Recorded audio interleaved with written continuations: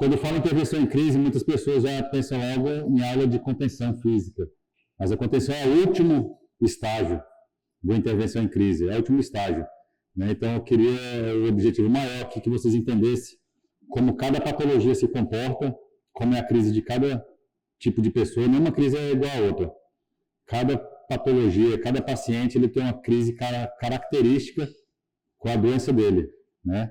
Então, a contenção física, ela é a última parte de uma intervenção, da crise, né? Então, aqui é a intervenção em crise. Quando estamos ali no pátio, eu vou falar coisas bem práticas que a gente trabalha no dia a dia, né? Então, quando estamos ali no pátio, a gente pode se deparar com vários tipos de crises, né? Então, definir os critérios para uma identificação de uma crise. Então, quantas crises a gente pode ter? Crise de ansiedade. Aquele paciente que está ali embaixo, a gente sabe que nossos pacientes são imediatistas. Eles querem as coisas dele para ontem, né? Então, muitas vezes ele chega, quer falar com o assistente social, quer falar com o psicólogo, quer falar com não sei o que mais. E nossos pacientes, eles são imediatistas, eles querem tudo na hora. E muitas vezes isso pode gerar uma crise de ansiedade, né? As crises de ansiedade, elas são caracterizadas por vários sintomas psicossomáticos, que a gente chama. O que é um sintoma psicossomático? É um sintoma que é psíquico, mas que ele somatiza em sintoma fisiológico. Por exemplo, tem pessoas que têm crise de ansiedade, que sentem dor no peito, como se estivesse infartando, falta de ar, sensação de morte, cai no chão. Eu trabalhei um certo tempo em urgência e emergência, em UTI móvel, em Curitiba. E média de 85% das chamadas para socorro de infarto era crise de ansiedade. Eu chego, o paciente está sentindo todo aquele sintoma, mas você vai ver uma pressão, vai ferir a pressão está normal, batimento cardíaco normal, os sinais vitais todos normais. Então, por isso você já tira que é uma crise de ansiedade. Só que o paciente ele tem sensação que realmente vai morrer e que vai acontecer alguma coisa, né? O tipo de crise que tem a crise conversiva. Ela é diferente de crise convulsiva. Em psiquiatria, tem muito crise conversiva. Muitos pacientes que a gente vê caindo no pátio, no chão, desmaiado, isso é uma crise conversiva. Ou também a gente conhece também como DNV, distúrbio neurovegetativo. Então, esses pacientes que têm crise conversiva, deixa eu ver, pacientes que tinha muito aqui, Levi, lembra do Levi? Caía no chão direto, parecia que ele falava para os outros que ele era epilético, que tinha crise convulsiva. Mas só que chegava e avaliar os sinais, não tem alteração de pressão. Tem o que as crises convulsivas têm, que é liberação de esfíncter, que normalmente quando o paciente tem crise convulsiva de verdade, ele se urina ou se defeca. Quando acaba a crise, ele tem um período pós-ictal, que ele fica aéreo por um bom tempo, vai recordando a memória aos poucos, né? Isso é uma crise convulsiva. E a crise conversiva é se o paciente ele vê o lugar fofinho onde vai cair, vê uma graminha, cai no lugar fofinho, cai com o travesseiro na cabeça, aí começa a se tremer de um lado, aí cansa um lado do braço, aí vai passar para outro. Então, isso é bem as características de crise conversiva. E tem muito paciente que chega com esse quadro. Então, não tem alteração de pressão, não tem alteração de sinal vital, não tem período pós-ictal, então ele se difere. Paciente com ideação suicida, tentativa de suicídio, automutilação, também isso é uma crise, né? Que quem muitas vezes é os primeiros a se deparar com esse tipo de crise é a monitoria. Quando o paciente está se cortando, está tentando suicídio, está tentando se forcar ou fazer algo do tipo, né? Temos também outro tipo de crise, que são surtos psicóticos. O surto psicótico ele é caracterizado por delírios e alucinações. Quem está tendo esse tipo de crise agora, no dia de hoje? O Tomás. Ele acha que delírio. O que é delírio? É sintoma que acomete o pensamento. Eu sou Deus, eu tenho uma missão na Terra, estão me seguindo, eu sou dono disso aqui tudo, meu pai é milionário, isso é megalomania, é um delírio de grandeza. Então, delírio é pensamento. Estão querendo me matar, estão fazendo um complô contra mim, né? Então, assim, isso é o sintoma psicótico. A psicose, para os leigos, é a mesma que loucura. Então a gente só pode falar que a pessoa está louca mesmo quando ela apresenta delírio e alucinação. Os demais sintomas são sintomas neuróticos, né? Então as neuroses têm tratamento e têm cura. As psicoses não, né? A não ser que seja algum surto psicótico induzido por algo, por exemplo, induzido por entorpecente, né? Outro sintoma é delírio e alucinação. Delírio é do pensamento e alucinação é relacionada aos 5 sentidos: visão, audição, tato, paladar e olfato. As alucinações mais comuns são alucinações visuais e auditivas. Eu ouço vozes, eu vejo coisas, tem uma cobra que fala comigo, que vai me matar. Não tem um paciente que falava isso? Jorge também, né? Jorge, estou querendo me matar. Pô, me desculpa aí pelo que eu te falei. Você não me falou nada não. Não, eu falei ontem pelo pensamento, eu joguei na sua mente. Tá. Então isso são alucinações. Automutilação, já falei. Crise de abstinência, também é um tipo de crise que vocês vão estar lidando lá embaixo. Então, a crise de abstinência, normalmente, essas crises o paciente não apresenta alterações violentas. Normalmente não. Né? Agora, a crise de abstinência, normalmente o paciente ele tem agressividade e tem risco de violência. Tá? Então, normalmente, as crises mais pesadas que tem é a crise relacionada ao crack, onde o paciente ele quer ir embora de qualquer forma, ele não quer ficar, ele inventa várias histórias, inventa que tem que fazer alguma coisa, exame. E o crack, ele tem abstinências tardia. Muitas vezes o paciente apresenta abstinência no início da internação, daqui 3 meses apresenta de novo, daqui 6 meses apresenta, então é uma droga que faz abstinência tardia, que isso não é a característica de todas as drogas, né? Então, assim, são as crises mais comuns que vocês vão estar encontrando aí no pátio. Então, o que é uma crise psiquiátrica? É um episódio agudo de deterioração do estado mental de uma pessoa, que pode ser causada por uma variedade de fatores, né? Então, nesse momento, ela tem uma deterioração mental, ela não sabe realmente lidar com o que está acontecendo, ou com sintoma psicótico, ou com a crise de ansiedade, ou com a abstinência.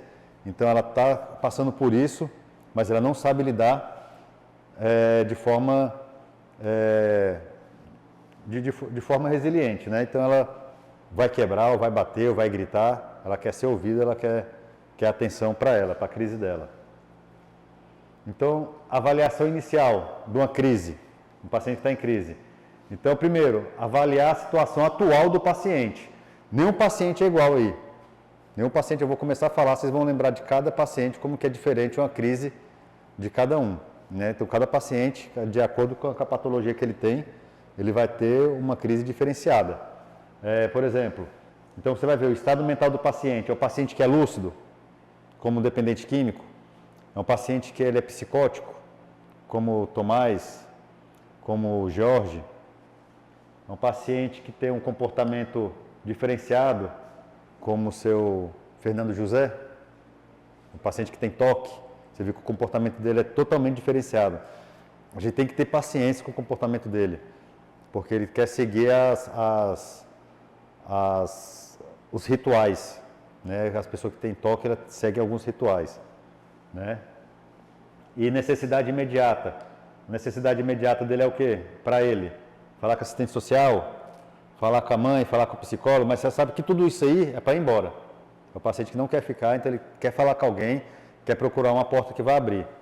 Por isso que é muito importante, assim, eu sei que muitas vezes o pessoal, a linha de frente é monitoria. Então, o paciente fala, eu quero falar com alguém, eu quero falar, mas você vê que a intenção da maioria desse falar é querer ir embora, né? O paciente ele não compreende a doença, ou não aceita que tem que estar internado, ou não tem compreensão que ele está em crise. Porque vê que tem muitos pacientes que estão em crise, Dona Linete, o seu José Ayrton, todos esses não chegam aqui sem compreensão que está doente, né? Então, acha que está preso, que foi sequestrado, cárcere privado, né? Então, cada paciente tem uma característica diferenciada. Então, característica específica de cada patologia. Então, como eu falei agora, cada paciente possui crises bem características de acordo com a sua patologia. Então, cada patologia que tem, eu vou dar exemplo para vocês, vocês vão ver como que é parecido a crise de cada paciente de acordo com a patologia que ele tem. né? Ó, por exemplo, ali, ó, tá, a pessoa ali está ouvindo ela mesma falando com ela por trás da parede. E está com o cara aqui que está assustado, ele está tendo um delírio persecutório, né? Isso é bem um sintoma psicótico. Na cabeça dela, isso aqui é real, mas na realidade isso aqui não existe. Mas ela tem certeza que tem alguém lá atrás da parede falando com ela. Então tem muito paciente que tem isso, que tem uma cobra que fala com ela, que tem um complô, tem gente que fala que vai matar, que sai e vai morrer, né? Então isso é bem característico. Então vamos ver aqui por patologia, ó. Então, paciente que tem transtorno afetivo bipolar, só para relembrar. O transtorno afetivo bipolar, o nome já diz, bipolar, 2 polos. É uma patologia que caracteriza por polo euforia e depressão. Então o paciente ele fica oscilando entre euforia e entre depressão. Mas tem várias, como que fala, variedades do transtorno afetivo bipolar. Tem paciente que se fixa muito na depressão, tem paciente que fixa muito na euforia, como é a dona Linete, seu José Ayrton, dona Etienne, que eles estão bem eufóricos, ali é um bipolar na fase eufórica, e tem paciente que oscila durante o dia entre euforia e depressão. Era o Vidal lá da DQ. O Vidal, eu sempre falava, esse aqui é um cara que é um bipolar, quem quiser estudar um bipolar e ver o Vidal ali vai ver claramente como o cara tem hora que ele está deprimido, não fala com ninguém, está chorando, está isolado, então o cara está eufórico, falando que vai bater em todo mundo, que é muito inteligente, que quer sair e tal. Então, as características do bipolar é essa. Mas normalmente quando interna, o bipolar quando interna, que incomoda mais a família, é quando ele está na fase eufórica. É o que está na fase, por exemplo, de dona Linete, dona Etienne, seu José Ayrton, eles chegam bem na fase eufórica. Então o paciente na fase eufórica, eles têm a megalomania. Megalomania é o quê? Mania de grandeza. É um delírio de grandeza. Então realmente eles são muito inteligentes. Só que eles acham que é mais inteligente do que acha. Que a gente começa a conversar com eles e fala, não, meu raciocínio é muito rápido para você. Ou seja, você é muito burro para falar comigo. Então isso é bem a característica do bipolar. São muito inteligentes, realmente eles são inteligentes. Você vê que a maioria deles são bem concursados, assim, você tem uma inteligência acima do padrão, porém inteligência emocional zero, né? Então não adianta você ver que essa inteligência todinha não leva eles muito longe, porque a inteligência emocional acaba que degradam a questão deles. Ricos em argumentos, porque eles são inteligentes, então ele vai argumentar. A fala do bipolar, eu estou em cárcere privado,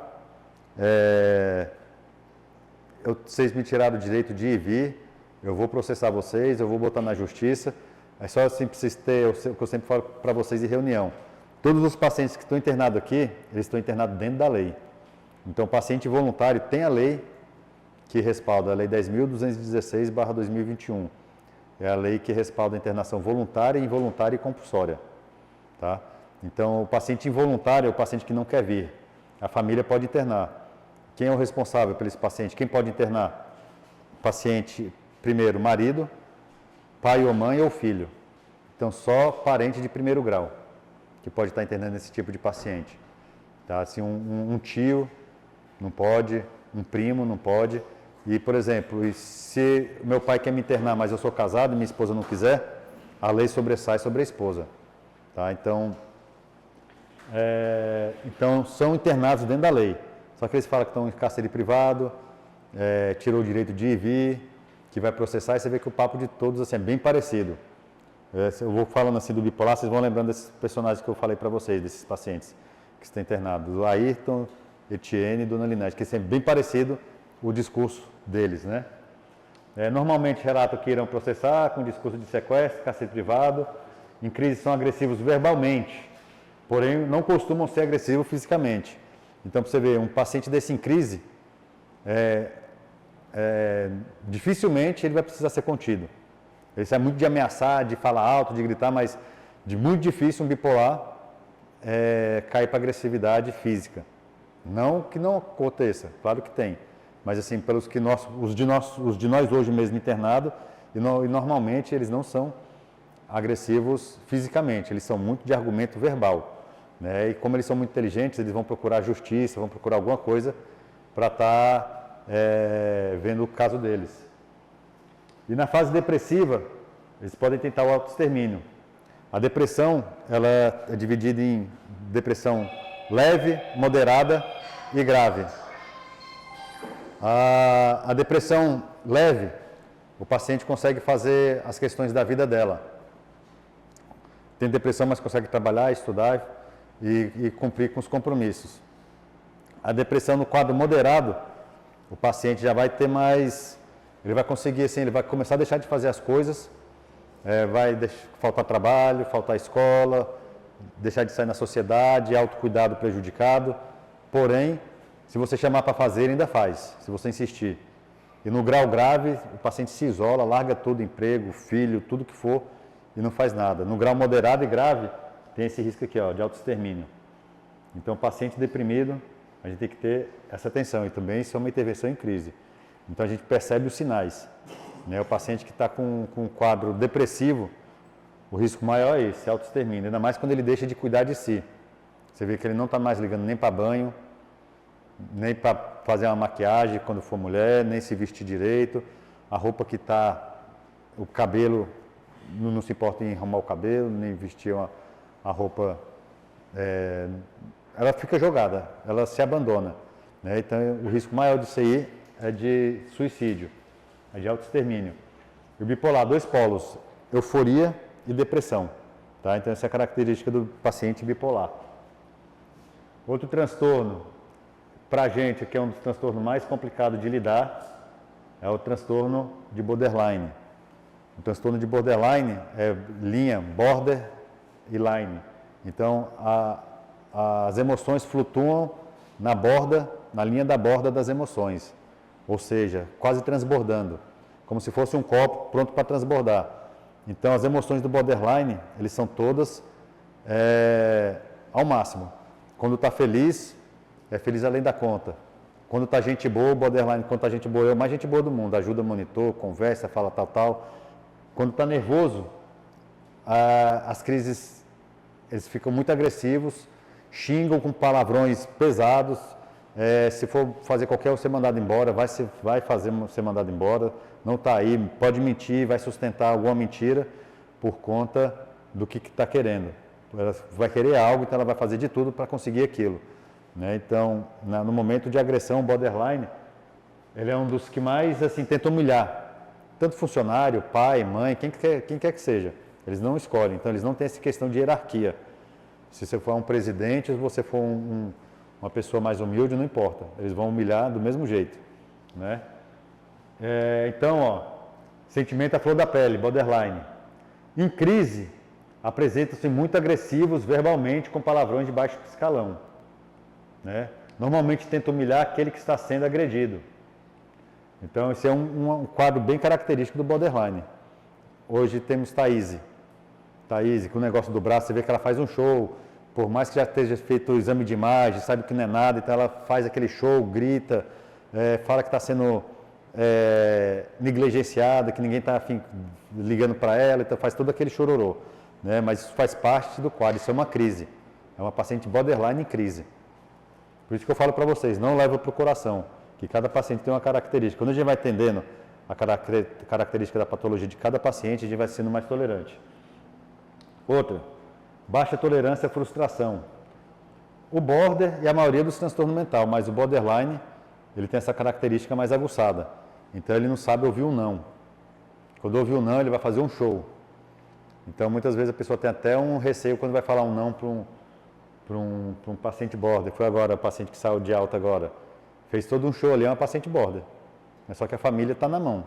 Né? Não sabe lidar com essa questão. E ela cai matando em cima da família, ainda tira onda. Né?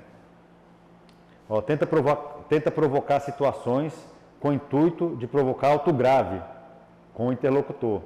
Ou seja, tem uma característica que eles têm teatralidade, fazem teatro,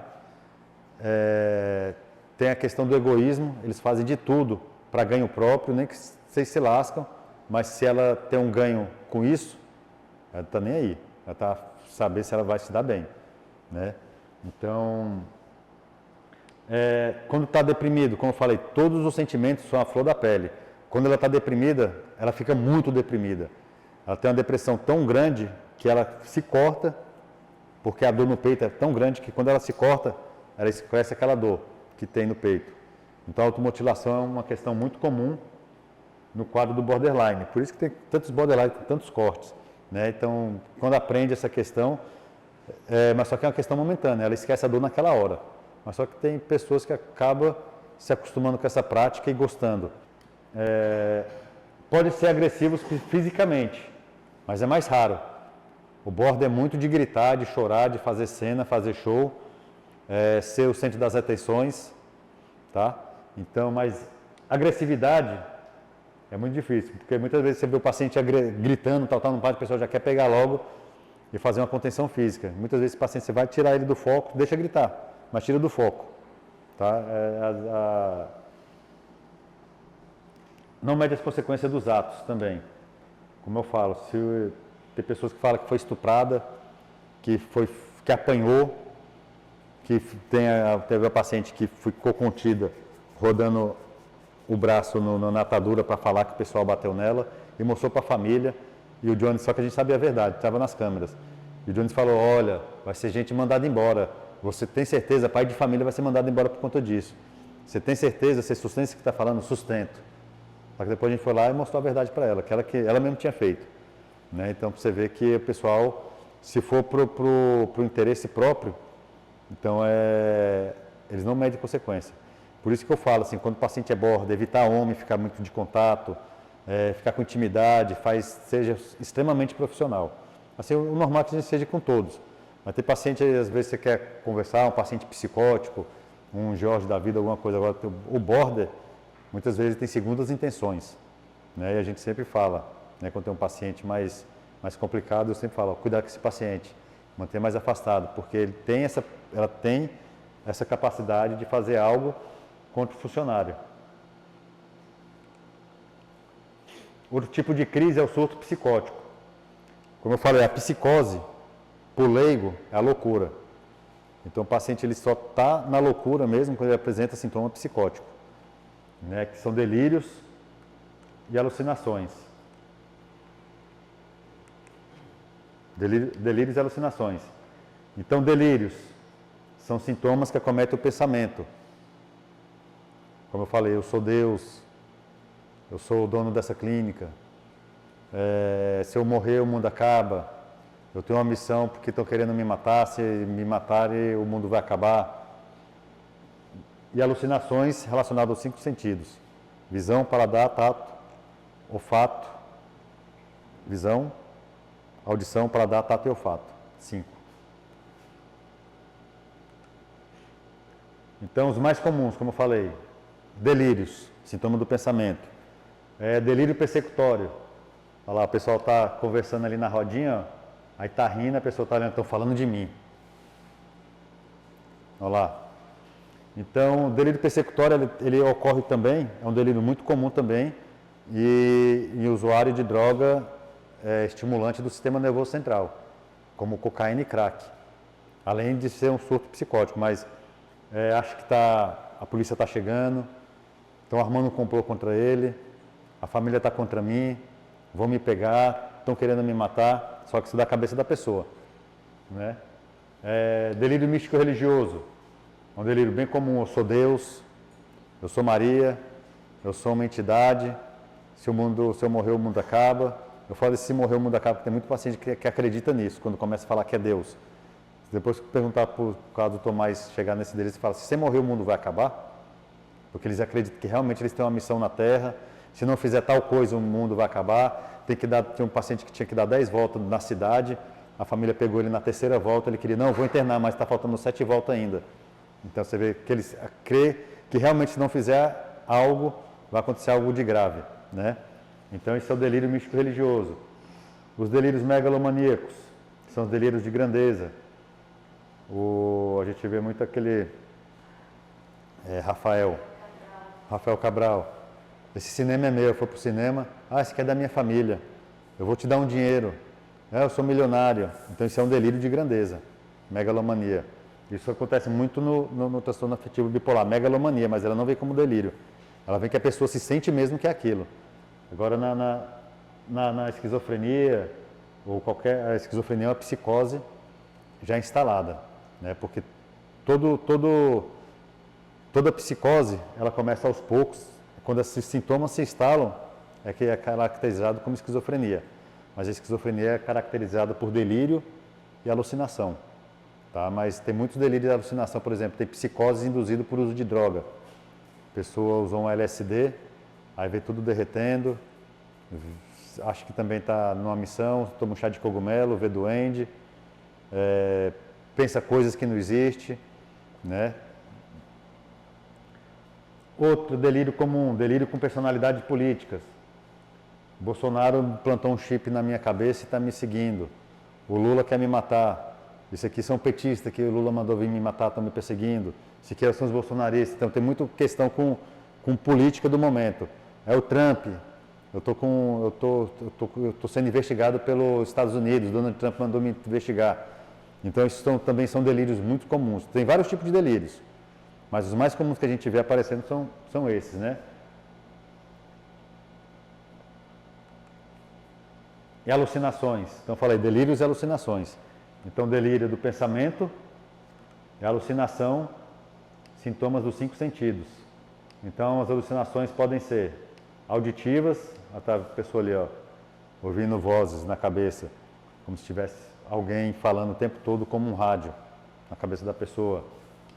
Então, pode ser alucinações auditivas, visuais, ver vultos, ver pessoas, ver mortos. Tem um delírio muito comum, que na verdade é delirium tremens, que ocorre na abstinência alcoólica, nas primeiras 72 horas da abstinência alcoólica, onde a pessoa começa a ver bicho, ver coisas andando em cima dele, ver bicho andando no teto, aranha, morcego, rato. Então isso é uma alucinação visual, né? O delírio. O delírio não, é alucinação visual, acontece no delírio tremens.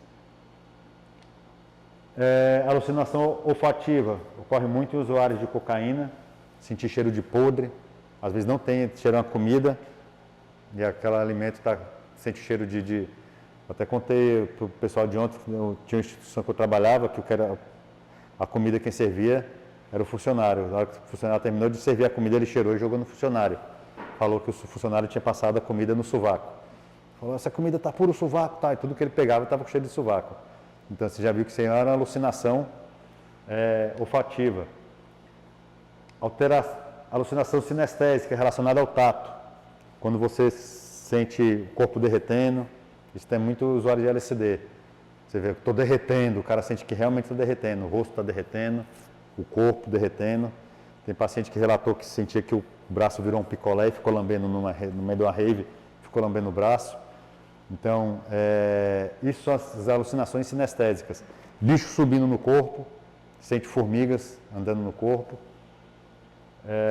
E alucinação gustativa, sente alteração no paladar.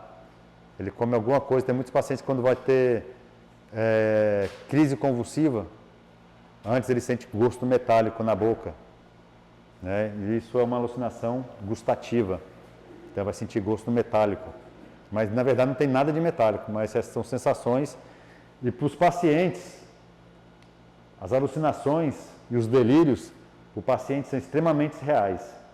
Então, se ele acha que ele está vendo ou ouvindo, realmente ele está ouvindo. Igual vocês estão ouvindo a mim, os pacientes também ouvem. As vozes que eles ouvem, que eles escutam, não são aquelas vozes de vai trabalhar, vai lavar a louça, vai arrumar sua cama, vai encher uma laje ali de concreto, eles não ouvem isso não. Eles escutam, você não presta, você tem que morrer, você não vale nada, você é um peso para a família. As vozes são sempre dessa forma, são vozes negativas. E a pessoa, muitas vezes, eles são levados às vozes e fazem besteira. Tem esses pacientes que às vezes você vê o paciente andando, pessoa em surto, vai fazer alguma viagem e vê o pessoal andando de uma cidade para outra. Tem muito delírio que faz a pessoa sair da sua cidade e andando a pé, até outra. Então, é muito como você vê maluco andando no meio da cidade, no meio da BR, do nada, sozinho. E, já teve vários pacientes que a família vai atrás, procura o paciente, quando vê, vai estar em alguma BR andando. Que as vozes levam a pessoa, ela fala que ela tem uma missão, tem que sair da cidade, vai andando e a pessoa vai. Então, isso é um tipo de crise. Normalmente, essas crises de delírio e alucinação, os sintomas psicóticos, é relativo do paciente ser agressivo ou não. Vai depender do que ele tem na cabeça dele.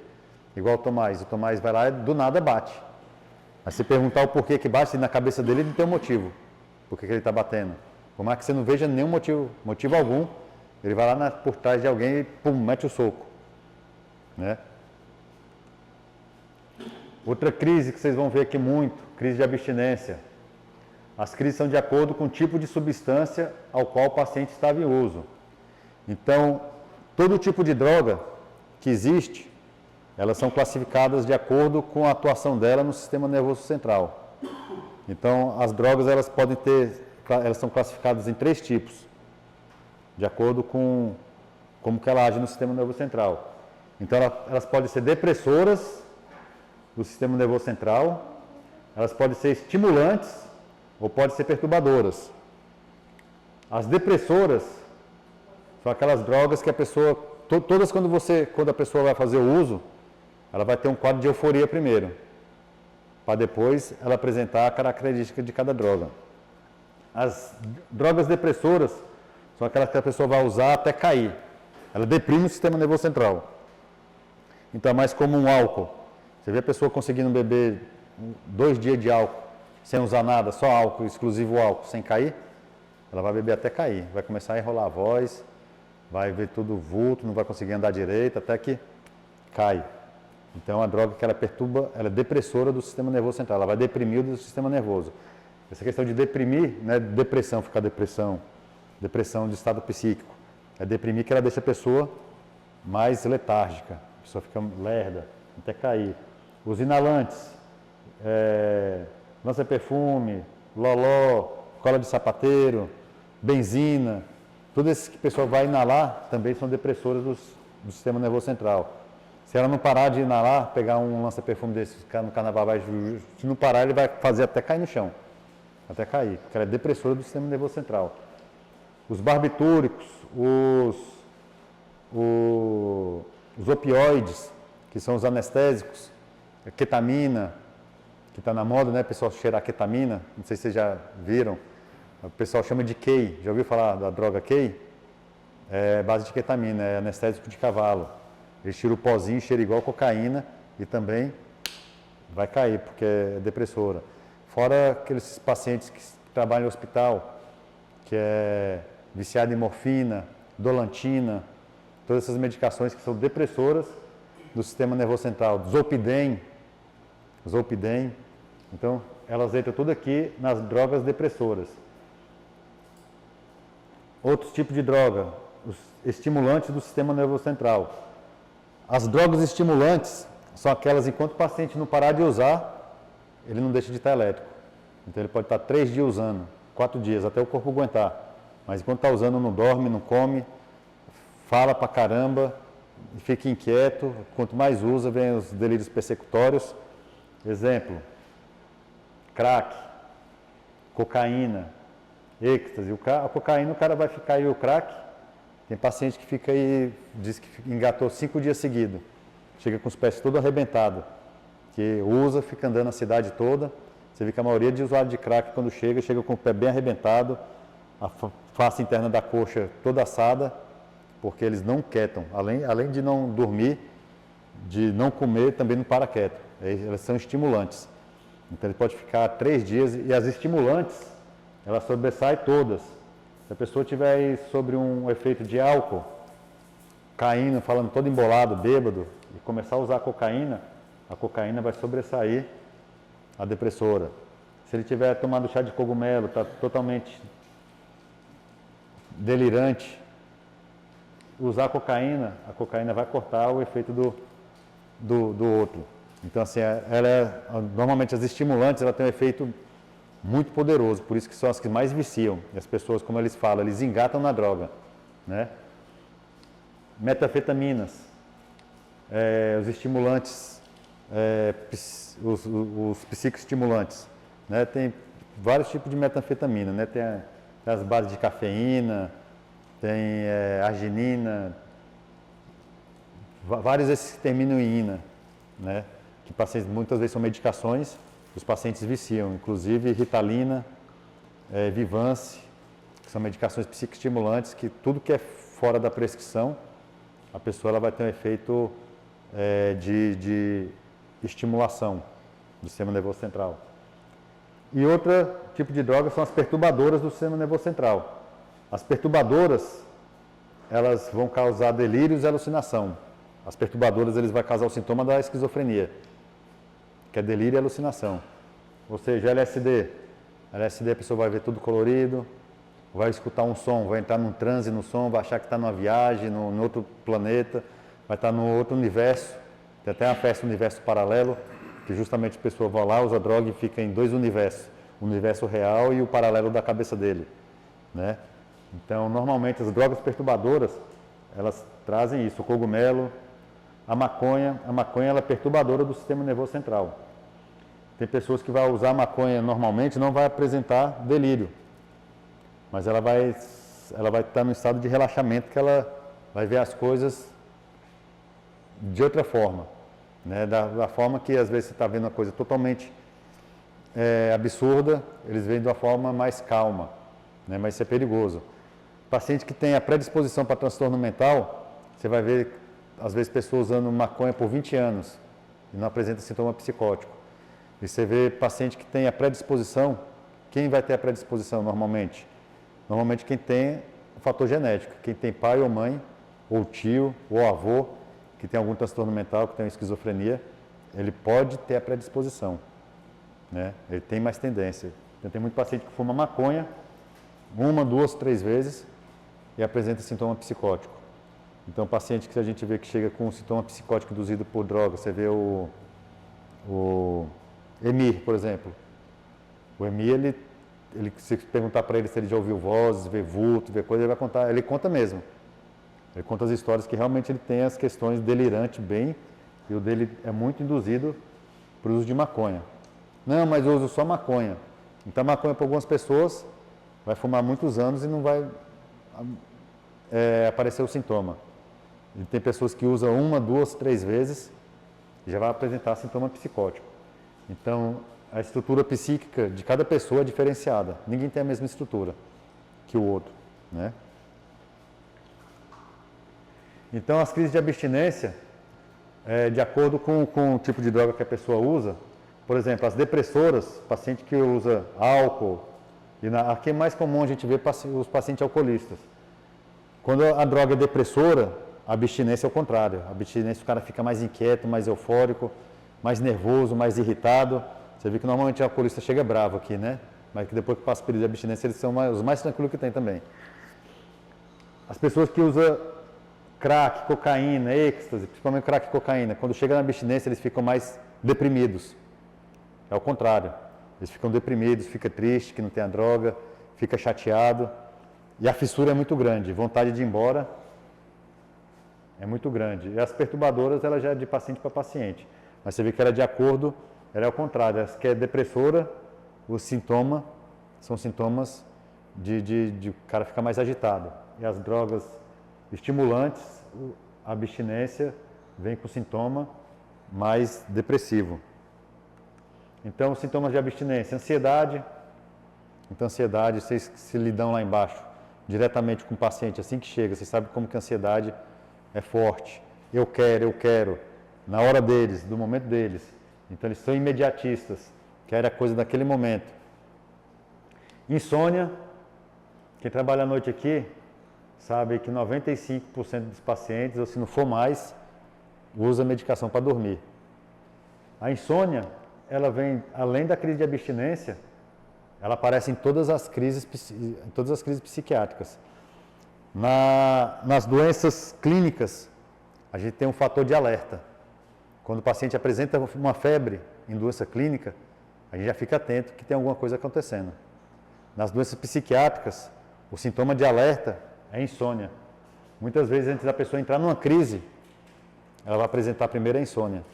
Então, a insônia, ela precede toda a crise. Tá? Então, assim, você vai perguntar para o paciente, eu estou me sentindo deprimido, tal. Você pergunta, você está dormindo? Pode perguntar, pergunta clássica, não.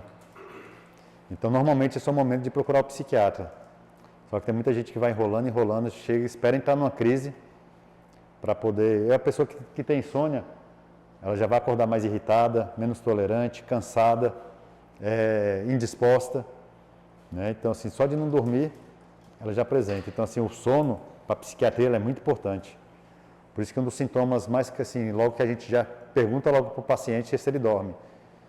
E tanto é que 95% ou mais, quem trabalha à noite aí sabe se tem algum paciente que não toma medicação para dormir? É raro, né? Acho que não tem nenhum. É raro. É raro. E isso em toda instituição é desse jeito. Porque a insônia é um dos sintomas mais clássicos de qualquer transtorno psiquiátrico. Então, a irritabilidade, o paciente em abstinência, ele fica irritado, porque o corpo está pedindo a droga, e muitas vezes o paciente fala, não tive abstinência, porque a síndrome de abstinência não é o paciente sentir vontade de usar droga. Muitas vezes ele não está com vontade de usar, ele quer até parar, mas isso tudo aparece no corpo dele. Ele está com ansiedade, ele está irritado, ele está tolerante, pouco tolerante, apresenta agitação psicomotora, disforia, intolerância. Agitação psicomotora já é quando o paciente já está agitado de forma de agredir, de bater, de fazer alguma dessas questões, né? Então isso é uma agitação psicomotora. Quando a gente chega a ter que conter um paciente, ele vai estar lá relatado que ele foi contido por apresentar agitação psicomotora. Náuseas, taquicardia. Muitas vezes essa taquicardia, ela vem com palpitação. O que é a palpitação? É você sentir seu próprio coração batendo.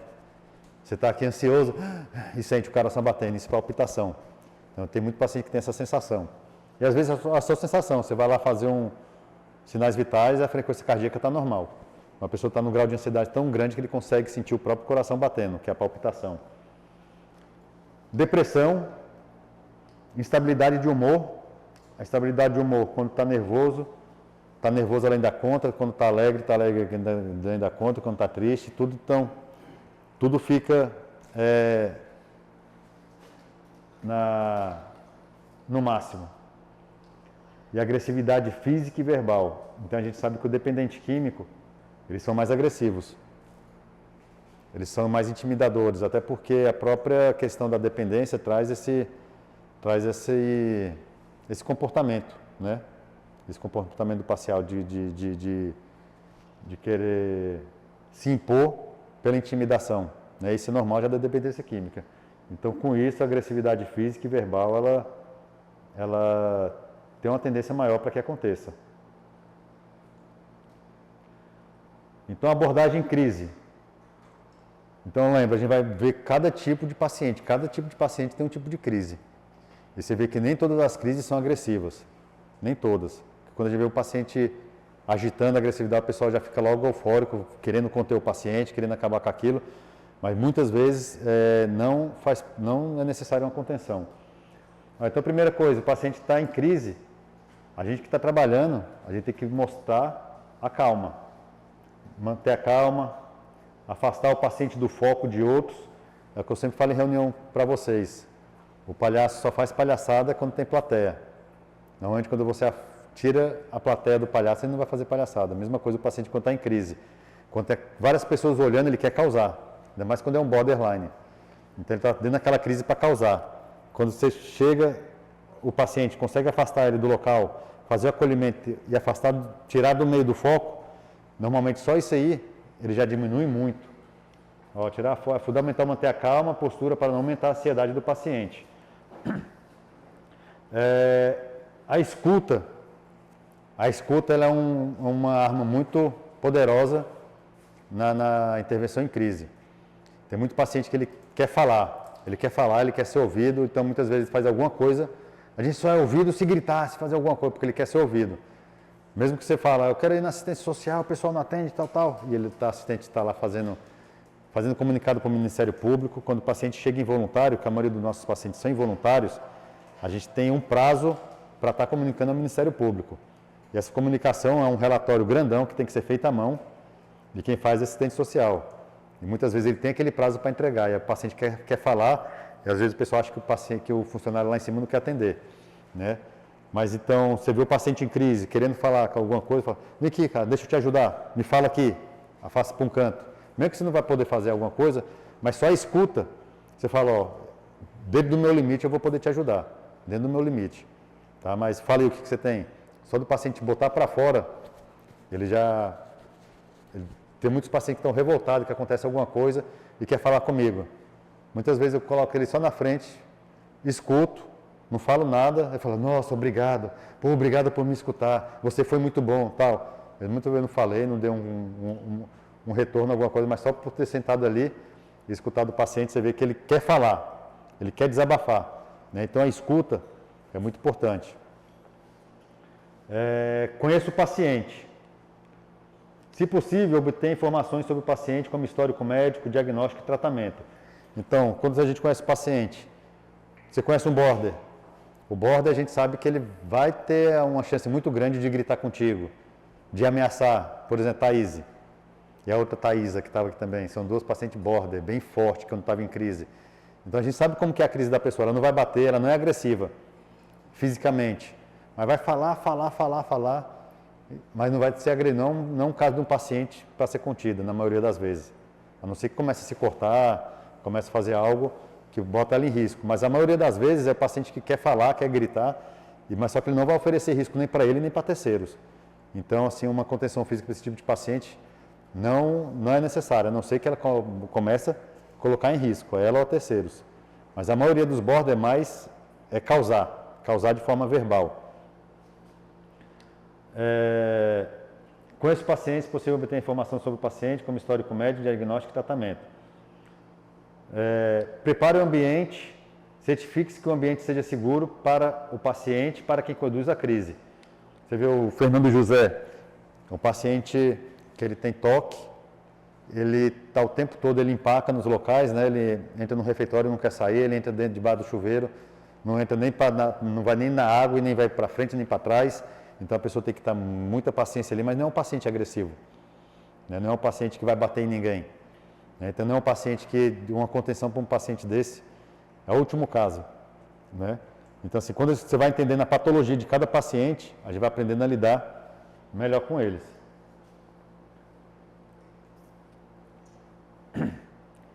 Então, uma abordagem em crise. Primeiro, abordar aproximação suave. O paciente começou a gritar, você já chega. O paciente vai se armar. Né? A gente sabe que a questão do ser humano é quando está acuado, bater ou correr.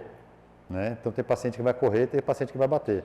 O paciente vai ficar tão amedrontado que fala para a família que estava sendo acuado pelos monitores. Estão me acuando. Né? Então, aproximação suave. Aproxime-se do paciente de forma suave e gradual, evitando movimentos bruscos. Vai chegando, fala, calma, diga aí o que você quer, calma, tal. Mantenha a distância de um braço de distância do paciente. Caso saia um soco de surpresa ou um chute, você está numa distância que você consiga, na maioria das vezes, desviar. Mas chega de forma bem suave ao paciente. Outra, empatia e compreensão. Mostre empatia e compreensão pelo paciente, validando seus sentimentos e experiências. Eu estou revoltado, eu estou internado aqui e tal, não era para mim estar. Então, você ser empático com o paciente não é dizer que ele está certo. Poxa, eu estou aqui mais uma vez, né, para mim estar internado, minha família me fez remoção, tá, cara, sim, mas a gente está aqui, eu entendo, deve ser complicado, hein, estar internado é complicado, mas a gente está aqui para te tratar bem, para te oferecer o melhor tratamento, mas o que você fez é com sua família, se você não sabe, sua família sabe o que você fez. Espera um momento, se falar com ela, ela vai falar. Mas você também sabe o que aconteceu. Todo paciente sabe. Por mais que fala que não sabe o que aconteceu, quando a gente fala, não, só você e sua família sabem. Então, se você discute com sua família, você vai ter um momento certo da sua visita, você vai falar com sua família no momento certo e você vai ficar esclarecido. Mas, assim, a empatia é falar, com certeza é difícil estar internado, não é fácil, também no seu lugar, eu também estaria chateado, mas tem um porquê isso aí, né? Você é empático, mas você pode dar você pode bater de frente com ele, mas sem ser invasivo ou ter o julgamento. É muito importante a gente que está tratando não julgar o paciente. O paciente ele já vem de julgamento, o que ele mais tem lá fora é julgamento. Né? Então, família, esposa, filho, pai, mãe, o cara já vem com julgamento pra caramba, então não importa o que ele fez. O que importa é que ele vai sair daqui melhor. Então, se o paciente bateu num idoso, se quebrou a casa toda, se quebrou a televisão, se fez, não importa pra gente. O que importa é que, mesmo que ele está nervoso, totalmente errado, você fala, cara, não é fácil estar internado, mas aqui você está no local que você, com certeza você vai ser bem tratado, vai ser tratado com respeito, e a gente quer a mesma coisa, ser tratado com respeito também. Claro também que tem paciente que não vai entrar aqui e sair aqui, dependendo da crise, mas o nosso comportamento tem que ser sempre esse, né?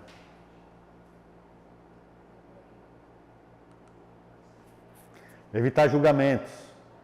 Evite julgamentos ou críticas, pois isso pode aumentar a ansiedade e a defensividade do paciente. A gente sabe que um paciente que chega aqui na clínica, quando o paciente chega aqui, é a última opção da família. É a última opção da família. Família nenhuma quer um paciente internado. Quando chega a internar, é que ela já não vê mais outra solução a não ser internar, né? Então, assim, julgamento, eles não precisam ser julgados.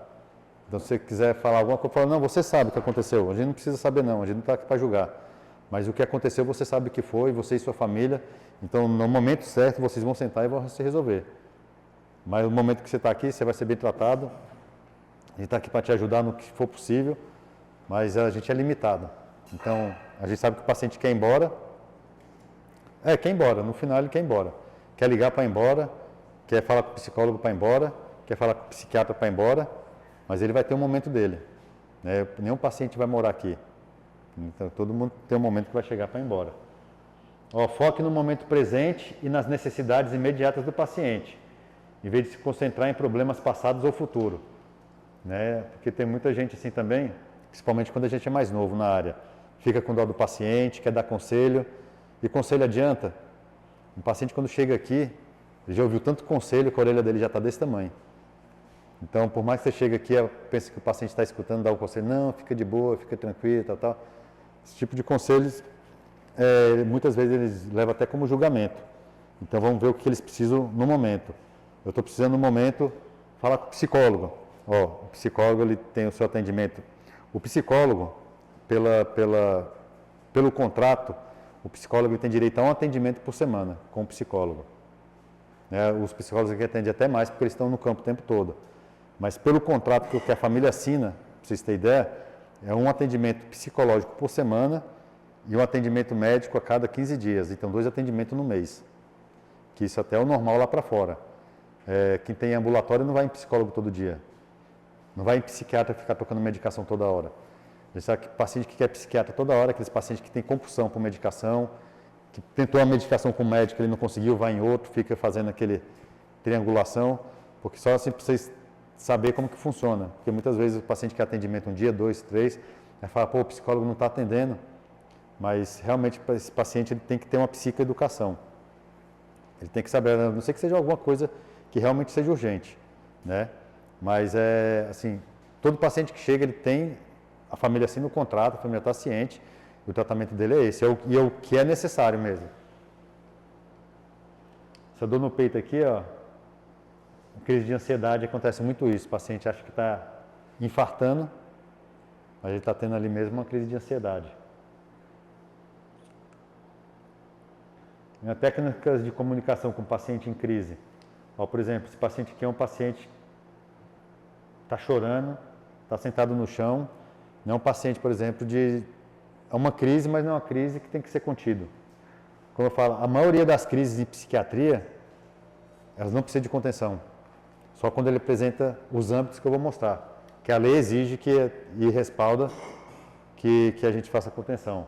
Um paciente que está chorando, está ali gritando, pode estar xingando, mas não está oferecendo risco ali, Então, é um paciente que precisa de escuta, afastar. Se quiser levar para um lugar para gritar, estou querendo gritar, leva num canto, grita, chora. Essa questão de falar, não chora não, pelo contrário. O choro é uma forma de você desabafar. Quando você vê a pessoa chorando, deixa chorar. Fala, não chora não, fica calmo, não chora. Pelo contrário, fala, chora filho, bota tudo para fora que você precisa. Tem muita gente, depois de um choro, ela sai outra pessoa, né? Então é importante botar para fora. Então, avalie o risco. O risco de violência ou autoagressão. E toma as medidas para garantir segurança do paciente e dos outros. Segurança do paciente e dos outros pacientes também. Então, você vê um paciente em crise, Primeira coisa você vê se é o paciente que está com risco de bater em alguém ou não. Está gritando. Aborda, você chega lá, o quarto está gritando. Você chega lá, o paciente está desse jeito aqui, ó, sentado e gritando. Então é um paciente que ele está tendo uma crise, mas ele não vai ter uma crise agressiva. Ele não vai bater, normalmente não. Né? Então avaliar. Você chega um paciente, o quarto está todo arrebentado, o cara com uma no chão, esse paciente ele está agressivo. Aí já é outro caso. Né? Então, ou então o paciente já está armando, chega o monitor, chega e já arma. Então, esse já você vê que é um outro tipo de conduta. Né? Então, pelo paciente estar gritando, ou então você abre a porta, o paciente, seu viado, filho da puta, corno, tal, xinga de tudo quanto é coisa. Mas está só falando, está só xingando. O bipolar faz muito isso. Mas não é característica de agressividade física. Entendeu? Então, tomar as medidas de segurança. Ó, manter a distância segura do paciente, especialmente se ele estiver agitado ou violento. Então, manter a distância e chamar auxílio. Nunca tenta conter um paciente só. Nunca vai sozinho, porque senão vai virar uma briga. A não ser que você chega lá, o paciente está se cortando alguma coisa, você vai, com certeza, você vai lá evitar que ele faça alguma coisa. Está com a corda amarrada e vai pular, alguma coisa desse tipo. Então, a ação ali tem que ser na hora. Mas a maioria das vezes, nunca tenta conter um paciente só, porque vai dar briga. Não vai ser uma contenção. Você vai sair na porrada com o paciente. E a gente não pode bater em paciente.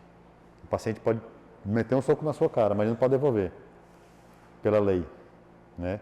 Pela razão você vai querer. Mas pela lei não. Porque um paciente está em crise. Então quando a gente bate num paciente, você está se igualando ao paciente. Você está se igualando ao paciente em surto. Lembre-se que cada paciente é único. E pode requerer uma abordagem personalizada. Então a mesma forma que você aborda o Tomás, não vai ser a mesma forma que você aborda o Camilo.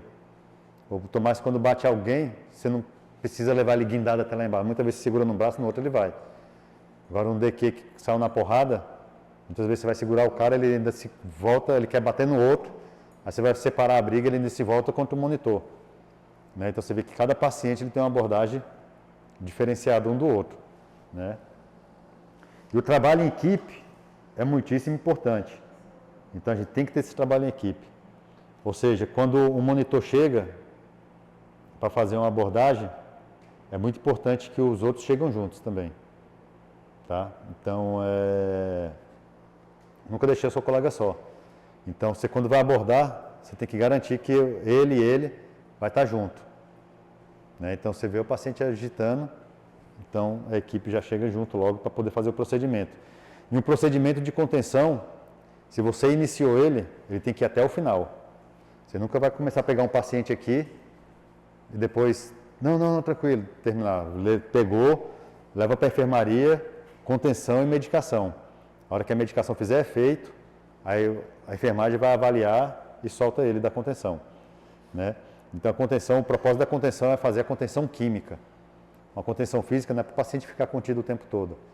É para garantir que a medicação ali vai fazer efeito e o paciente vai voltar ao normal. Né? A forma que tem que ser feita é essa.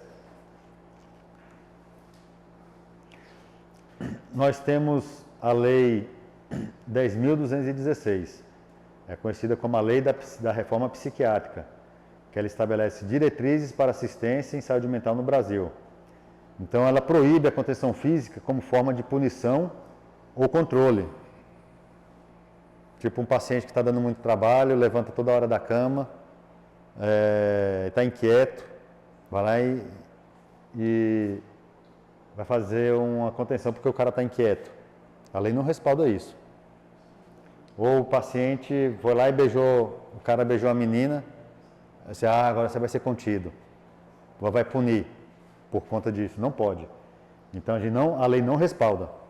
Ou seja, se o paciente quiser botar na justiça, família, alguma coisa, por uma contenção por forma de punição ou controle, então a gente vai estar errado, a gente perde. Então tem as diretrizes que eu vou falar para vocês, o que respalda. Por isso que a gente tem que ter muito cuidado com contenção física. A lei também estabelece que a contenção só pode ocorrer em caso de emergência, quando há risco de danos ao paciente, a terceiros e patrimônio. Então, só nesses 3 sentidos aqui que a gente pode fazer uma contenção. Se o paciente oferece risco a ele mesmo, que é o paciente suicida, é o paciente que se corta, é o paciente que está dando soco na parede, é o paciente que está batendo a cabeça na parede, ele está fazendo mal para ele mesmo. Então, esse paciente, a lei respalda que a gente contém ele. Quando o paciente oferece risco a terceiros, alguém que quer bater no outro, está agredindo terceiros, é o funcionário, outro paciente, ou pai, ou mãe, numa visita, ou qualquer pessoa que seja, então ele está oferecendo risco a terceiros. Então, também a lei respalda a contenção física. Ou se ele está quebrando tudo. Chega e está quebrando cama, quebrando televisão, virando mesa, está lá no atendimento com o psicólogo e vira a mesa do psicólogo. Então, nesses 3 âmbitos, quando o paciente realmente está agressivo e está oferecendo risco. Então, danos a ele mesmo, a terceiros ou ao patrimônio. Então, só nisso aí que a gente pode conter paciente. Só nesses 3 âmbitos. Então, a lei só vai respaldar a gente nesses 3 sentidos, que é a resolução do COFEN. Quem respalda? Quem respalda vocês? Conselho Federal de Enfermagem. Queria até que a enfermagem estivesse aqui, mas eu vou passar o vídeo para eles assistirem. Toda contenção, a enfermagem tem que participar. A enfermagem tem que estar junto. Porque a enfermagem é que vai evoluir no prontuário, a enfermagem é que vai pedir para o médico prescrever, o médico ou o enfermeiro vai prescrever essa contenção e eles que vão checar em prontuário. Então, vai evoluir. Então, paciente, tal hora, apresentou agitação psicomotora, tentou agredir um funcionário, tentou agredir um psicólogo, tentou agredir outro paciente, foi necessário o uso de força maior para utilização da contenção química e, em seguida, realizado contenção mecânica, contenção química. Então, assim, aí dentro a gente está... Isso aqui, ó, é o padrão certo de uma contenção, 5 pessoas. A gente sabe que muito raro a gente está com 5 pessoas para fazer uma contenção. Às vezes, quando consegue chegar na cama, às vezes até tem uma pessoa para cada membro, mas o ideal é que fica uma pessoa, um para cada braço, um para cada perna e um para o tronco e cabeça. Esse é o ideal, tá? Esse é a melhor forma que seja dessa forma. Mas muitas vezes a gente sabe que a contenção ela ocorre de repente. A contenção física, ela é realizada em todo o âmbito de enfermagem. Qualquer local de enfermagem que trabalhar vai ter contenção física. Por exemplo, alguém já teve em centro cirúrgico, já fez alguma cirurgia? Já viu alguém fazendo alguma cirurgia? Você vê que depois da anestesia, a pessoa tomou anestesia, falou, deita aqui agora, bota seu braço aqui. A pessoa vai lá e contém um braço. Põe um outro, a perna contém. Então, isso é uma contenção física. Então, a pessoa faz a cirurgia contida na mesa cirúrgica, porque ela tem risco para quem? Para ela mesma. Ela pode botar a mão na cirurgia, pode contaminar a cirurgia, pode puxar um acesso venoso, pode botar a mão no campo cirúrgico e contaminar o campo. Então, é comum. Na UTI, alguém já foi visitar alguém em UTI grave? Os pacientes graves que estão em coma, eles são contidos, porque a qualquer momento eles podem voltar, puxar acesso, puxar tubo, puxar sonda, então dreno. Então, os pacientes UTI, eles são contidos. Já viu o SAMU socorrendo alguém na rua? A pessoa pega lá, faz todo o socorro, bota na prancha, contém um paciente todo, vai entregar lá no hospital o paciente todo contido, né? Então, em todo o âmbito em clínica médica, clínica cirúrgica, paciente quando está mais para lá do que para cá, eles são contidos. Então, a contenção física, ela é muito comum na enfermagem, só que o da psiquiatria, ela é diferenciada. Nesses casos, tudo você fala, põe a mão aqui, a pessoa põe. Então, às vezes, está lá na UTI e nem está vendo que está sendo contida. Ou no SAMU, a pessoa está doida para sair daquele lugar, está doida para ser socorrida, ela coopera o máximo para ser contida. E na psiquiatria é o contrário. A gente é o único local que a pessoa vai apresentar uma agitação grave, vai ficar violenta e vai ter que ser contida. Então, é uma contenção diferenciada, né, na psiquiatria. Mas a lei que respalda isso é a mesma. Por isso que tem que ter sempre alguém da enfermagem no procedimento de contenção, né? Então, os pontos-chave da resolução do COFEN. Tem que ter a prescrição médica de enfermagem. Muitas vezes vocês vão conter o paciente, não dá tempo de vocês correrem atrás do médico e falar, o paciente está quebrando ali, está batendo lá no profissional, lá, tá batendo no médico lá dentro do consultório. Então, muitas vezes, o médico já está lá, ele mesmo já vai mandar conter. Está batendo no psicólogo, está batendo no monitor. Então, primeiro a gente faz o procedimento, mas tem que ir atrás da prescrição. Então, a enfermagem, o enfermeiro ou o médico pode prescrever. A supervisão tem que ter uma supervisão direta do enfermeiro ou do técnico de enfermagem. Então, tem que ter uma supervisão da enfermagem, porque a enfermagem é que vai fazer toda a evolução disso em prontuário, vai registrar o fato em prontuário. Porque caso tenha alguma coisa para frente, o paciente vai reclamar de alguma coisa, alguma queixa, está tudo evoluído ali o que aconteceu, o histórico do paciente. Então tem que ter um monitoramento constante. Muitas vezes, na hora da contenção, o paciente está fazendo tanta força ali, está se debatendo, que o paciente é contido de qualquer forma, um braço para cima, outro para baixo, uma perna de um lado, a forma que dá. Mas depois que termina aquela contenção, que o paciente vai lá e faz a medicação, então tem que ter isso aqui, ó, monitoramento. Então arrumar o paciente, descer um braço que está para baixo, para cima e botar para baixo. Uma amarra que ficou muito apertada, que na hora da contenção que o paciente está fazendo força, a gente sabe que muitas vezes a gente aperta mesmo, então conferir como que está, se não está garroteando, se está tendo circulação sanguínea para os membros. Se esse paciente continua depois da medicação agitado ainda, esse paciente ele tem que ser avaliado a cada 2 horas, se ele vai ser solto ou não. Então esse paciente ele tem que ter uma avaliação constante, mas no caso já a enfermagem que vai ficar fazendo esse monitoramento. E documentação do procedimento. Então a documentação é justamente o que a enfermagem faz. A enfermagem vai ali, vai fazer a evolução em prontuário do paciente. O que aconteceu, a hora que foi, como começou, o que aconteceu, a medicação que foi feita. Então isso tudo tem que ser documentado. Ali de novo, ó, como tem que ser, um para cada membro, né? Então, indicação, quando o paciente apresenta agitação psicomotora, né? Então, a agitação psicomotora, ela é alguma coisa psíquica que causa agitação motora no paciente. Eu quero ir embora, eu estou em abstinência, fica bravo, nervoso, começa a quebrar tudo. Eu quero falar com a assistência social, eu quero ir embora, eu quero falar com a minha mãe, eu quero alguma coisa, estão querendo me matar, estão me perseguindo, então tudo isso pode causar agitação psicomotora, né? Então, só que essa agitação, ela tem que entrar naqueles 3 parâmetros. Se o paciente apresenta risco para ele, para terceiro ou para patrimônio. Então, dentro desses 3 aspectos, pode se fazer contenção. Não tendo nisso, a gente está errado. Ó, violência. Quando o paciente apresenta comportamento violento, como agressão física ou quebra de patrimônios, já falei. Autoagressão, quando o paciente apresenta comportamento autoagressivo, como cortar-se ou machucar-se, bater a cabeça na parede, isso tudo a gente vê aqui, né? Dar soco na parede, bater nos outros, se cortar, tentar se enforcar, tentar quebrar a cabeça de outro paciente com alguma coisa. Então, tudo isso, ele entra naqueles 3 parâmetros que a lei respalda. E as precauções de uma contenção? Quando for fazer a contenção, avaliar o risco de danos ao paciente ou a outros antes de utilizar a contenção física. Então, o paciente está ali, como eu falei, você veja a cena, o paciente está agitado no local, tem alguma pedra, tem pau que ele pode pegar, tem idoso do lado do paciente, você vê todo aquele contexto, né? Você vai poder avaliar o risco de danos maior ao paciente.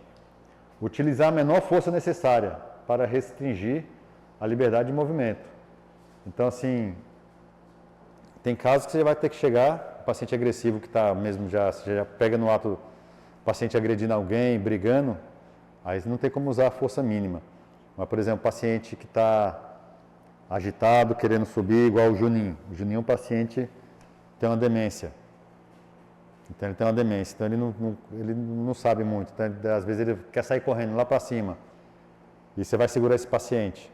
Então não é um paciente que você precisa usar força física bruta mesmo para bater, para fazer uma gravata, imobilizar.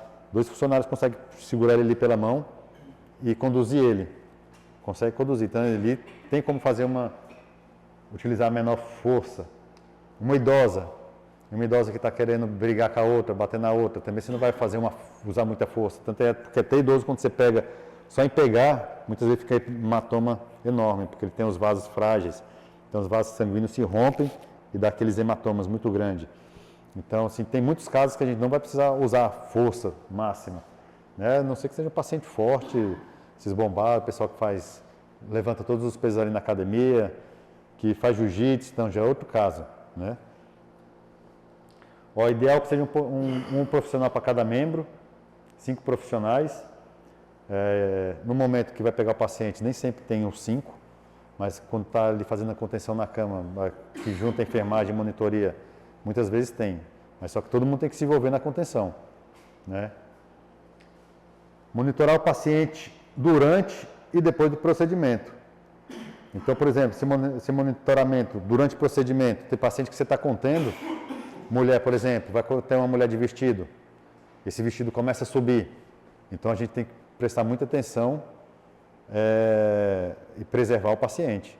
Então põe lençol, arranca um lençol, já põe por cima, ou abaixa a roupa, ou o paciente está levantando, está se debatendo, começa a mostrar seios, ou mesmo o homem, a barriga fica para fora, tudo isso a gente tem que fazer de tudo para preservar o paciente. Olhar se está apertado, olhar se a posição está machucando. Então tem que prestar muita atenção nisso. Depois que terminar o procedimento, ver como estão os sinais vitais, mas você já vai ser enfermagem. Ver sinais vitais do paciente. Elevar a cabeceira em 45 graus. Rodar, deixar a cabeceira elevada. Porque o paciente que quando é medicado, ele vai ficar sonolento. Esse paciente sonolento, ele tem um risco de broncoaspiração. O paciente que deita reto, por exemplo, ele vomitou, teve alguma secreção que saiu da boca, essa secreção sai e volta para a boca novamente. Então, esse paciente muitas vezes respira e aspira para os brônquios, aspira para o pulmão. Isso pode ser muito grave, de causar uma parada cardiorrespiratória ou uma pneumonia aspirativa, que a gente chama, uma pneumonia bacteriana por aspiração, que é pneumonia aspirativa. E é muito grave isso aí, tá? Então, quando a cabeceira está elevada a 45 graus, se esse paciente vomitar, está ali sedado, vomita, esse vômito não vai voltar, porque a cabeceira vai estar elevada. Então, vai cair em cima dele, vai cair para o lado, onde quer que seja, né? Então, tem que ter esse cuidado e prestar atenção nisso. E os cuidados da enfermagem. Realizar conforme a prescrição médica. Então, se não está prescrito, se for uma coisa muito rápida, que muitas vezes o Dr. Jefferson consegue prescrever. Fala, prescrevi uma contenção, contém tal paciente. Quando ele fala isso aí, ele já está lá no prontuário. Solicito contenção agora. Aí coloca a data e a hora. Checar a prescrição da contenção e da medicação que foi feita. Então, isso já é da enfermagem. Depois que é feito, a contenção ele tem que ir lá no prontuário, checar aldol com Fenergan, ampliquitil com midazolam, ampliquitil com aldol, o que quer que seja, vai lá e checa a medicação. Faça a evolução, que é anotar, né, fazer a anotação da enfermagem, a evolução de enfermagem, que é o que vai respaldar essa contenção. Reavaliar a necessidade de manter contido. Um paciente, pessoal, quando é contido, a gente tem que lembrar, contenção não é castigo. O paciente não vai ficar ali porque ele merece ser amarrado, porque ele tem que ficar amarrado, porque tem que ter, porque está enchendo o saco, porque é uma pessoa chata, porque não sei o que, nada disso. A lei não respalda. Então, a contenção é justamente para proteger o paciente das 3 situações, dele mesmo, de terceiros ou dele estar quebrando tudo. Então, a intenção sempre é essa. Então, fez a medicação, vê que o paciente não está apresentando esse risco, ele tem que ser solto. Ele tem que ser solto imediatamente, não pode ficar contido. E liberar assim que tiver condições de ser liberado. Então, não esquecer o paciente lá. Às vezes o paciente já está todo urinado. Tem salvo o paciente, teve um último paciente que foi embora esse tempo, porque assim que soltava a contenção, ele já tentava agredir alguém. Não, preciso ir no banheiro, me solta aqui, preciso ir no banheiro. Ele ia no banheiro, chegava e tentava bater de novo. Então, esses pacientes, você vê que ele mantém aquele quadro de agressão.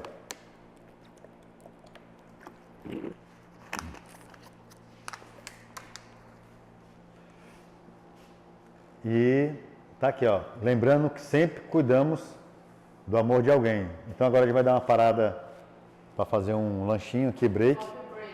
E vamos voltar para a parte prática.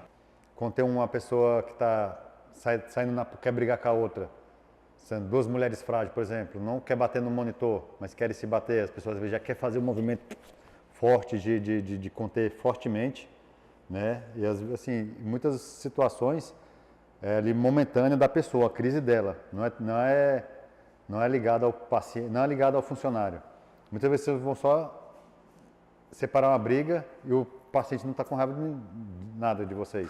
Mas naquele momento que está se segurando, se você der uma gravata no paciente, pegar ele de uma forma mais brusca, ele vai querer e contra o funcionário também. Né? Então, tudo isso que eu queria trazer para vocês. O China que já fez de cobaia, o Wellington, agora chega aqui para mim, só fazer algumas coisas. Pode ser? Pode ser. Você que já viu todo. O cara já estava no gás já. Essa situação de contenção, normalmente a gente tem algumas vagas que a prioridade de não machucar todo o paciente. Pessoal, calma aí, pessoal. Escuta aí, ó. Escuta. Tive uma situação que. Deixa eu botar o microfone, Carlos. Só um minuto. Eu peguei o paciente aqui, ó, desse jeito, e coloquei ele na minha frente. Carlos.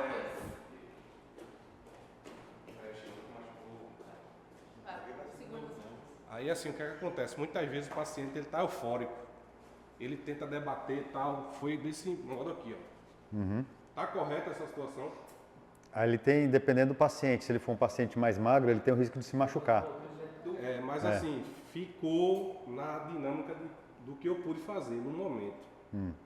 Aí assim, ele questionou bastante, porque assim, pra mim, né, foi um modo que eu tive como fazer no momento. Eu conduzi ele dessa forma. Eu vou mostrar a forma que tem que ser feita, que é o Silt Belt, que é a forma que você pode pegar idoso, mulher, cara grande, cara forte, cara magro, fraco, que é a forma que você vai machucar menos a pessoa.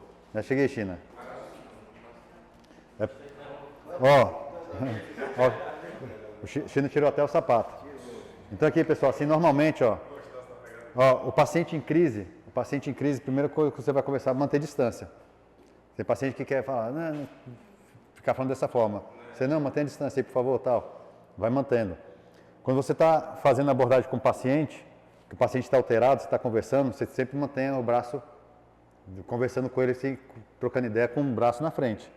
Que se vier chute, soco, alguma coisa, você tem como estar se defendendo. Né? Então procura sempre estar conversando, não sei o que lá, tentando articular aqui com a mão, mas essa articulação aqui é uma defesa contra qualquer ataque que o paciente possa fazer. Né? Quando o monitor estiver conversando aqui, é muito importante que na hora que eu estou conversando, que os outros já venham e mantenha principalmente aqui pelas costas. Só você estar nas costas aqui, o cara já fica todo desconfiado. Né? Então já quebra muito o paciente. E tentar, cada tipo de crise é diferenciada. Tem aquelas border que vai gritar, vai xingar, tal, mas não vai partir para agressão. Normalmente, qual que é o mais seguro para todo mundo? Para o paciente e para o funcionário, é sempre buscar as costas. Sempre buscar as costas.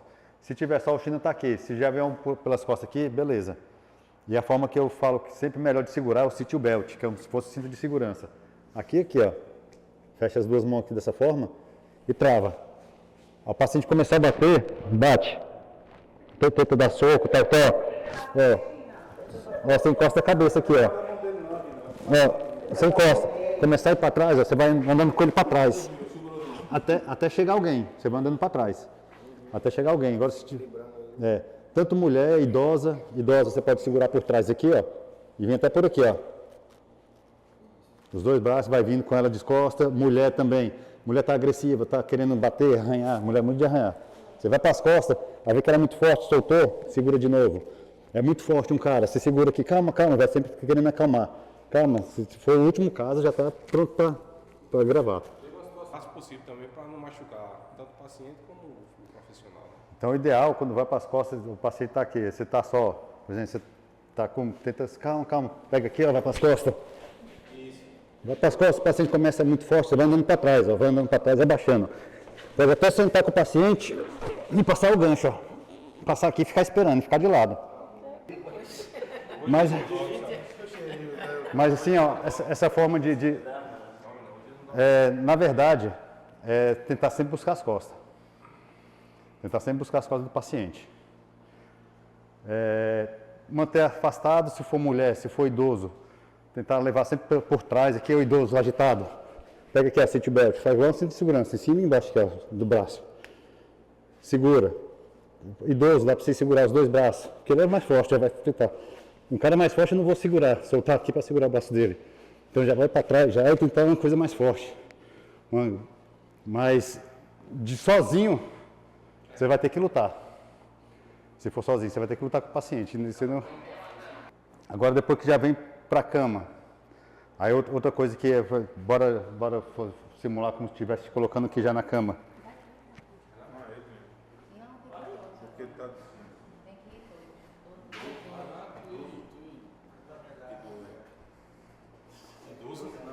Bom, pode deitar aqui direto. Não, vamos para não fazer força. Então bora aqui, ó. Então segurou, ó. Então já está fazendo a intervenção aqui, ó. Não, calma, então já vai para as costas. Pega. Colocou. Na hora que coloca, ó. A gente vê muito paciente fazendo com as pernas aqui, ó. Indo e voltando com as pernas. Outra, aqui, ó. Outra coisa importante aqui, ó.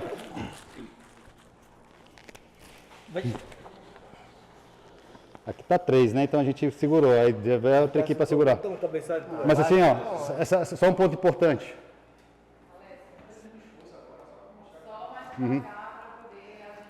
Ó. Então aqui, ó. Calma aí. Vem pra cá. Ó. Para ver o procedimento. Ó, aqui, ó. Um ponto importante. Quando você pega o paciente, ele começa a se debater, querer levantar, ó, tá aqui, ó. Isso aqui, ó. Nessa parte do ombro aqui, ó. Ó, nem que segura aqui, ó, bota o braço dele, aí segura aqui, ó, no ombro. No ombro. Na perna, vocês vão segurar acima do joelho sempre. Aí, ó. Aqui tu já perdeu. Porque abaixo do joelho ele vai ficar dobrando a perna, vai ficar gangorreando. E agora vai vir um colega e vai fazer a contenção, amarrar, né? Exato. Ó. Então aqui, ó. Ó. Aqui, ó. Então esse aqui é importante, esse ponto aqui, ó. Esse... Pode pôr. Também, né? Pode, se o cara for muito forte, você põe e espera, ó. Aqui, né? Assim, cuidado para não lesionar o joelho. Tem que botar na coxa. Não põe na articulação. Aí perdeu a força aqui. Perdeu a força. Aqui eu travei aqui também. Perdeu. E aqui também, ó, segurando aqui, ó, debaixo do sovaco. Perdeu. Trava. E em relação à amarração, senhora? Como é que pode ser? Ó, lá a gente tem... Lá tem umas amarras certas que o pessoal não usa, que é muito bom. Normalmente, vocês vão usar lençol, né? Ou atadura.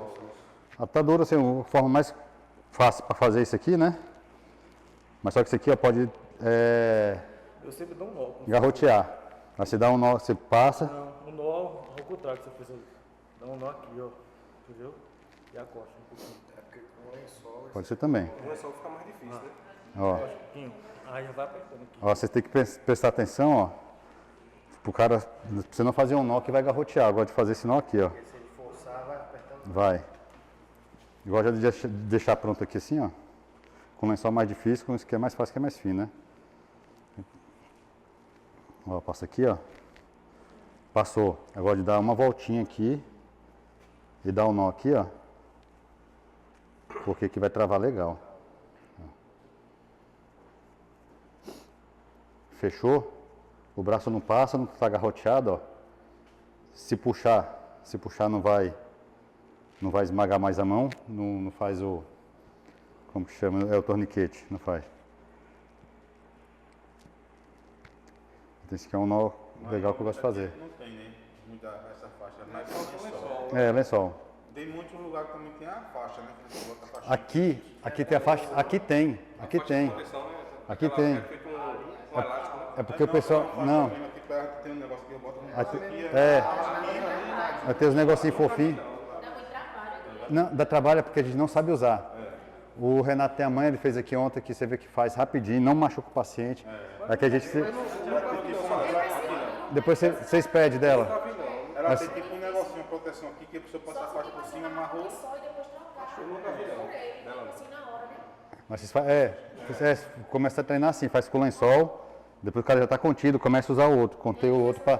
Porque tem que usar para aprender. Ela não é difícil não. Mas tem outra coisa. Tem, na enfermaria tem. Ah, pô, eu nunca vi não, viu? Eu também nunca vi, não. Dessa... Ela tem Outra para peito. coisa, a gente tá usando muito lençol. E a gente Lençol se rasga. nos últimos dias o lençol sem lençol, né? Se rasga, tá se rasgando muito. A hora que não tiver, pede atadura. Um paciente que chegou, o Carlos, assim, poxa, quando eu puxei o lençol. Valeu, China. Quer tirar foto? E eu pedi pra ele pra mostrar a amarração, né? Então vai. Senta aí. Nessa parte que você ensina a amarrar. Como assim? Só o nó. A convenção de amarrar esse negócio aqui de pano. Então normalmente, ó, pode falar?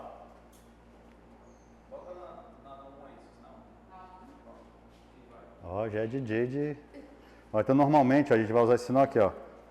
Esse aqui é uma atadura, mas pode ser com lençol, pode ser com qualquer forma.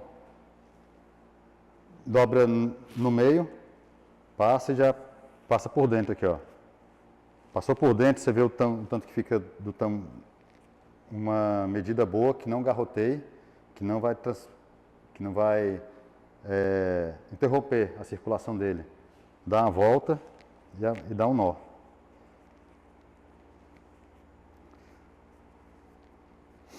Dá a volta e dá um nó aqui, ó. Esse nó, o primeiro pode ser mais folgado e dá um segundo aqui mais apertado. Ó, porque aqui, ó, fica esse espaço, ó.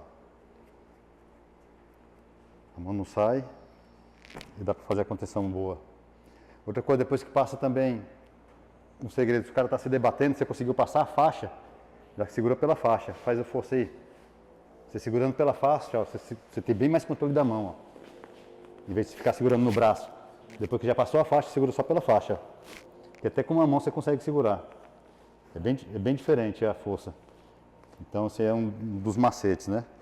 Mas a intenção maior que eu queria mostrar para vocês hoje é que uma dúvida que o pessoal tem muito é contenção com idoso, contenção com mulher, contenção com o paciente que está brigando, que não é contra o monitor, faz o seat belt, que é o cinto de segurança. E na hora que está puxando, já calma, fica calma, tenta acalmando o paciente, para mostrar que vocês não estão para bater, vocês estão separando a situação. Não é que tem muito paciente que quando vai separar, ele se volta contra o funcionário ainda, né? Está brigando contra o paciente, você vai fazer a separação, ele se volta contra o funcionário. Então mostrar que realmente você está ali para manter a ordem, separar e quando o paciente está se levantando, está se batendo, que acontece muito, né? O paciente está contido e fica batendo a cabeça. O do peitoral vai colocar sempre assim, bem próximo à axila. Depois que o paciente já estiver contido, vai passar uma faixa bem colada na axila aqui mesmo. Ó. E vai conter. Levanta aí da forma aí, ó. Vai ter que ser bem, não precisa nem ser muito apertado, mas tem que ser bem colado na axila aqui, ó. Passa e trava. E também não deixa apertado, porque a pessoa tem que ter a expansão respiratória. Então, a intenção do peitoral é só a pessoa não ficar levantando. Então, não precisa ser tão apertada, fazer e deixar tão apertado. É, sempre por aqui, ó. Você amarra e deixa mais aqui, mais pela axila. Porque se deixar aqui, ó. O mesmo movimento, ó. Consegue? É. Agora aqui na axila, ó. É mais limitado.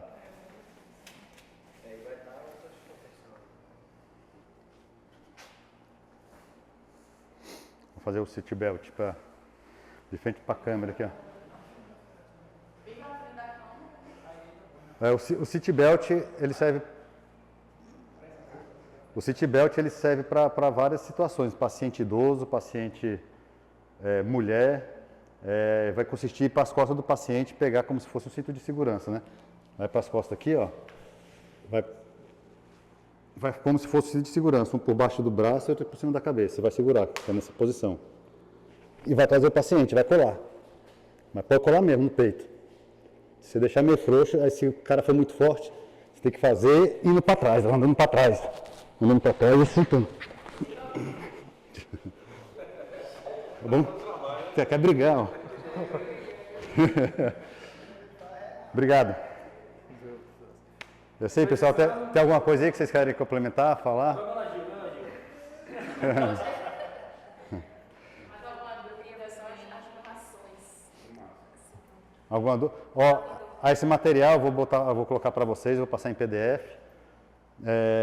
os slides, tá? Eu vou salvar em PDF, talvez até